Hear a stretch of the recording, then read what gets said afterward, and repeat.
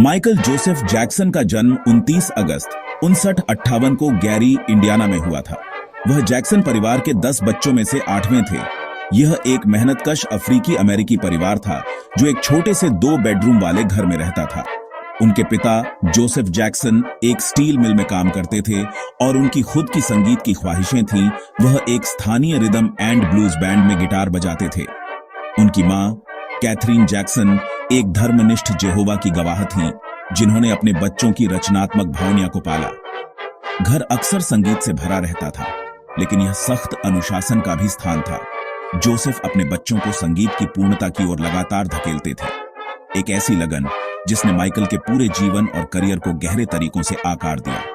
बहुत कम उम्र से ही माइकल ने संगीत और प्रदर्शन के लिए एक असाधारण प्रतिभा दिखाई। वह जेम्स ब्राउन के डांस मूव्स और जैकी विल्सन की गायन शैली की अविश्वसनीय सटीकता के साथ नकल कर सकते थे। उनकी मां अक्सर याद करती थीं कि वह कैसे वॉशिंग मशीन की लय पर नाचते थे।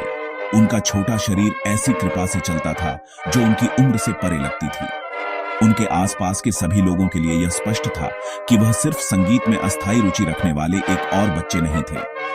उनके भीतर एक आग थी, ताल और धुन की एक गहरी, सहज समझ थी जिसने उन्हें अलग किया। यह कच्ची प्रतिभा वह बेज थी जिससे दुनिया के महानतम मनोरंजनकर्ताओं में से एक अंततः विकसित हुआ। जोसेफ जैक्सन ने अपने बेटों में अपार क्षमता को पहचाना। उन्होंने उन्हें एक संगीत समूह में व्यवस्थित करना शुरू किया। शुरू में अपने 3 सबसे बड़े बेटों जैकी, टिटो और जर्मन के साथ। माइकल अपने बड़े भाई मार्लोन के साथ बाद में शामिल हुए और समूह का नाम अंततः दी जैक्सन 5 रखा गया।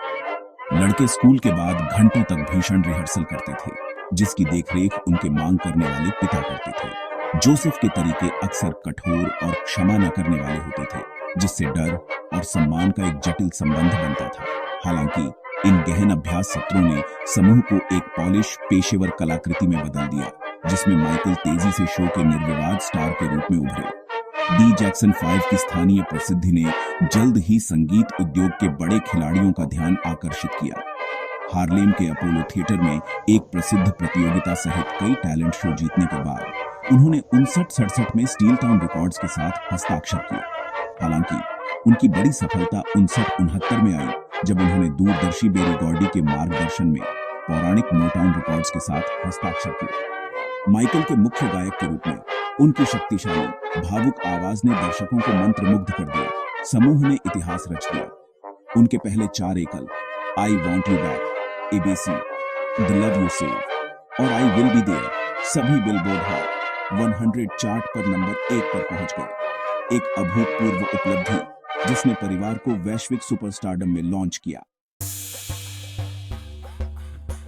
जैसे जैसे 69 का दशक आगे बढ़ा, माइकल को जैक्सन 5 की बबलगम पॉप छवि की सीमाओं का एहसास होने लगा। वह अधिक रचनात्मक नियंत्रण और अपनी कलात्मक दृष्टि को तलाशने की स्वतंत्रता चाहते थे। 69-69 में उन्होंने एक वयस्क के रूप में अपना पहला बड़ा एकल album on off the wall जारी करके एक महत्वपूर्ण कदम उठाया। पौराणिक क्विंसी जोन्स द्वारा निर्मित यह एल्बम डिस्को, पॉप और R&B का एक उत्कृष्ट मिश्रण था। यह स्वतंत्रता की घोषणा थी, जिसमें एक अधिक परिपक्व और परिष्कृत धुनी का प्रदर्शन किया गया था। Don't stop till you get enough rock with you जैसे हिट एकल के साथ यह एल्बम एक बड़ी आलोचनात्मक और व्यावसायिक सफलता थी, जिसने माइकल को एक एकल कलाकार के रूप में अपना पहला ग्रैमी अवार्ड दिलाया और आगे क्या होने वाला था उसके लिए मंच तैयार किया। दुनिया उस सांस्कृतिक भूकंप के लिए तैयार नहीं थी जो थ्रिलर था। 79-82 में रिलीज हुआ यह एल्बम सिर्फ गानों का एक संग्रह नहीं था। यह एक वैश्विक घटना थी जिसने संगीत उद्योग को फिर से परिभाषित किया। इसने बिक्री के रिकॉर्ड तोड़ दिए। अब तक का सबसे अधिक बिकने वाला एल्बम बन गया। यह खिताब आज भी इसके पास है। हर ट्रैक एक संभावित हिट लगता था, जिसमें रॉक प्रभावित बैट इट, जिसमें एडी वैन हेलेन द्वारा एक गिटार सोलो शामिल था, डरावनिया शीर्षक ट्रैक, थ्रिलर तक शामिल था। एल्बम की सफलता को इसके अभूतपूर्व संगीत वीडियो द्वारा बढ़ाया गया था, जिन्हें सिनेमाई लघु फिल्मों के रूप में माना जाता था, जिसने MTV जैसे चैनलों पर नस्लीय बाधाओं को तोड़ दिया और माइकल की एक दृश्य कलाकार के रूप में स्थिति को मजबूत किया। इसी युग के दौरान माइकल जैक्सन ने दुनिया में अपने हस्ताक्षर डांस मूव्स पेश किए, जिससे लाइव प्रदर्शन का परिदृश्य हमेशा के लिए बदल गया। Motown 25 yesterday today forever television special के दौरान 79-83 में बिली जीन का प्रदर्शन करते हुए उन्होंने मून वॉक का अनावरण किया। दर्शकों ने तालियां बजाईं जब वह सहजता से पीछे की ओर फिसलते हुए दिखाई दिए, एक ऐसा क्षण जो तुरंत प्रतिष्ठित हो गया और अब पॉप संस्कृति के इतिहास में अंकित है। यह उनके सेक्विन वाले दस्ताने, फेडोरा टोपी और सैन्य शैली की जैकेट के साथ मिलकर एक अविस्मरणीय व्यक्तित्व का निर्माण किया। वह अब सिर्फ एक गायक नहीं थे, वह एक पूर्ण मनोरंजन करता थे। मंच कला के एक उस्ताद थे जिनकी हर चाल विद्युतीकरण और अप्रत्याशित थी। सफलता 87 में बैड और 99-1 में डेंजरस जैसे बाद के एल्बमों के साथ जारी रही। बैड ने बिलबोर्ड हॉट 100 पर अविश्वसनीय 5 नंबर 1 एकल दिए, जो एक रिकॉर्ड तोड़ उपलब्धि थी। साथ में विश्व द्वारा एक महाकाव्य अनुपात का तमाशा था, जिसमें विस्तृत मंच डिजाइन, आतिशबाजी और त्रुटिहीन कोरियोग्राफी थी, जिसने दुनिया भर में भारी भीड़ को आकर्षित किया। माइकल जैक्सन अब आधिकारिक तौर पर किंग ऑफ पॉप थे। यह खिताब उन्हें उनकी दोस्त एलिजाबेथ टेलर ने दिया था। उन्होंने अपने मंच का उपयोग परोपकारी प्रयासों के लिए किया, विशेष रूप से चैरिटी एकल वी आर द वर्ल्ड के साथ, जिसे उन्होंने लियोनेल रिची के साथ सह लिखा था, जिसने अफ्रीका में अकाल राहत के लिए लाखों जुटाए। जबकि माइकल जैक्सन का पेशेवर जीवन अकल्पनीय ऊंचाइयों पर पहुंच गया, उनका व्यक्तिगत जीवन तेजी से अलग थलग और जांच के दायरे में आ गया। वह अपनी काल्पनिक संपत्ति नेवरलैंड रेंच में चले गए, जो कैलिफोर्निया में एक विशाल संपत्ति थी, जिसमें एक मनोरंजन पार्क और एक चिड़ियाघर भी था। यह उनका अभयारण्य था, एक ऐसी जगह जहां वह उस बचपन से फिर से जुड़ सकते थे जिसे उन्होंने अपने करियर के कारण खो दिया था। हालांकि बाहरी दुनिया के लिए इसे एक अजीब और सनकी भोग के रूप में देखा गया, जिससे एक मीडिया कहानी को बढ़ावा मिला, जिसने उन्हें एक आउट ऑफ टच व्यक्ति के रूप में चित्रित किया, जिसे अक्सर मजाक में वैको जैको कहा जाता था। एक ऐसा लेबल जिसे उन्होंने इसकी क्रूरता और गलतता के लिए गहरी नाराजगी जताई। गहन मीडिया का ध्यान उनके बदलते शारीरिक स्वरूप पर भी केंद्रित था। वर्षों से उनकी त्वचा का रंग काफी हल्का हो गया और उनके चेहरे की विशेषताएं बदल गईं। माइकल ने समझाया कि वह विटिलिगो नामक एक त्वचा रोग से पीड़ित थे, जिससे त्वचा के पैच अपना रंग खो देते हैं, और उन्होंने एक डांस रिहर्सल के दौरान अपनी नाक टूटने के बाद उसे ठीक करने के लिए प्लास्टिक सर्जरी करवाई थी। उनके स्पष्टीकरणों के बावजूद जनता और प्रेस अक्सर संदेह में रहते थे, जिससे अंतहीन अटकलें और अक्सर क्रूर टिप्पणियां होती थीं। इस लगातार आलोचना ने उन पर भारी असर डाला, जिससे उनकी एकांत प्रकृति और मीडिया पर बढ़ता अविश्वास बढ़ गया, जिसने कभी उन्हें मनाया था। उनका जीवन 79-93 में एक नाटकीय और कठिन मोड़ पर आ गया, जब उन पर सार्वजनिक रूप से बाल यौन शोषण का रोप लगाया गया। इन रोपों ने दुनिया भर में सदमे की लहर पैदा कर दी और उनके जीवन के एक लंबे और दर्दनाक अध्याय की शुरुआत को चिह्नित किया। हालांकि मामला अदालत के बाहर सुलझा लिया गया और उस समय कोई आपराधिक रोप दर्ज नहीं किया गया, उनकी प्रतिष्ठा को भारी नुकसान हुआ। इस घोटाले ने उनके करियर और व्यक्तिगत जीवन पर एक गहरा साया डाल दिया, जिससे वह कभी पूरी तरह से उबर नहीं पाए।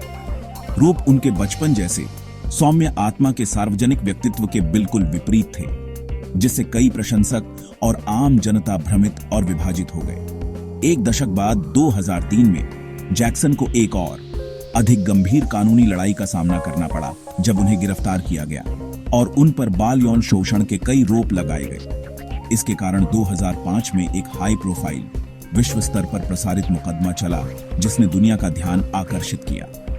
यह मुकदमा जैक्सन के लिए एक थकाऊ और अपमानजनक अनुभव था, जो कार्यवाही जारी रहने के साथ तेजी से कमजोर दिखाई दिए। महीनों की गवाही और गहन मीडिया कवरेज के बाद जूरी ने उन्हें सभी रोपों से बरी कर दिया।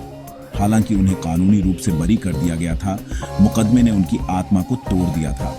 वह जल्द ही संयुक्त राज्य अमेरिका छोड़ गए, एक खानाबदोश बन गए जिन्होंने बहरीन और आयरलैंड जैसे देशों में शरण मांगी, अमेरिकी मीडिया की चकाचौंध से दूर।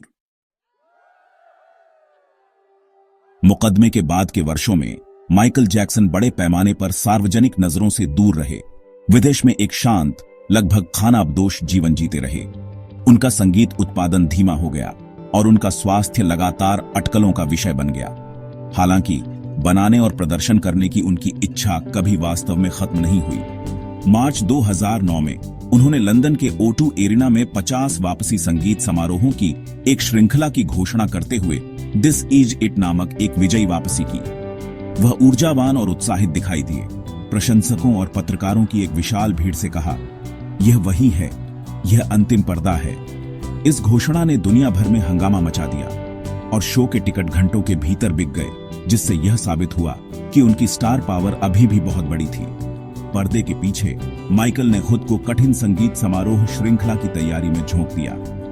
रिहर्सल तीव्र थे क्योंकि वह अपनी चरम शारीरिक स्थिति में वापस आने और अपने प्रशंसकों द्वारा अपेक्षित जटिल कोरियोग्राफी को सही करने के लिए काम कर रहे थे।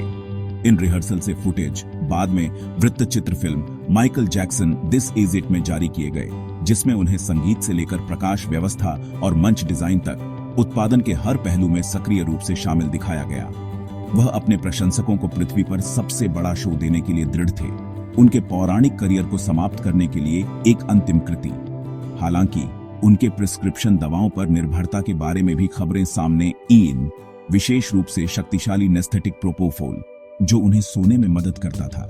25 जून 2009 को पहले निर्धारित संगीत समारोह से कुछ ही हफ्ते पहले उनकी अचानक मृत्यु की खबर से दुनिया सदमे में आ गई। माइकल जैक्सन अपने किराए के लॉस एंजल्स घर में बेहोश पाए गए और 50 साल की उम्र में उन्हें मृत घोषित कर दिया। मौत का आधिकारिक कारण हत्या माना गया, जो उनके व्यक्तिगत चिकित्सक कॉनराड मरे द्वारा प्रशासित प्रोपोफोल और अन्य शामक दवाओं की अधिक मात्रा के कारण हुई थी। इस खबर ने दुख की एक अभूतपूर्व वैश्विक बाढ़ को जन्म दिया। टाइम्स स्क्वायर से एफिल टावर तक दुनिया भर के शहरों में प्रशंसक इकट्ठा हुए, जागरण किया, उनका संगीत बजाया और एक सांस्कृतिक आइकन के नुकसान का शोक मनाया जो उनके जीवन का साउंड ट्रैक था। माइकल जैक्सन की मृत्यु ने उनकी पौराणिक स्थिति को मजबूत किया, सार्वजनिक कथा को विवादों से दूर कर उनकी मेमोरियल में कलात्मक योगदानों पर वापस ले आया। उनकी संगीत बिक्री आसमान छू गई और एक नई पीढ़ी ने उनकी प्रतिभा की खोज की।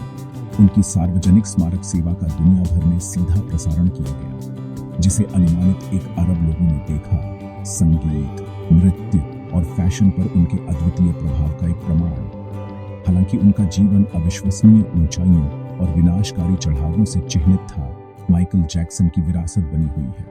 वह किंग ऑफ पॉप बने हुए हैं, एक ऐसे कलाकार जिनकी रचनात्मकता की कोई सीमा नहीं थी और जिनका काम हर जगह दर्शकों को प्रेरित और प्रभावित करता रहता है।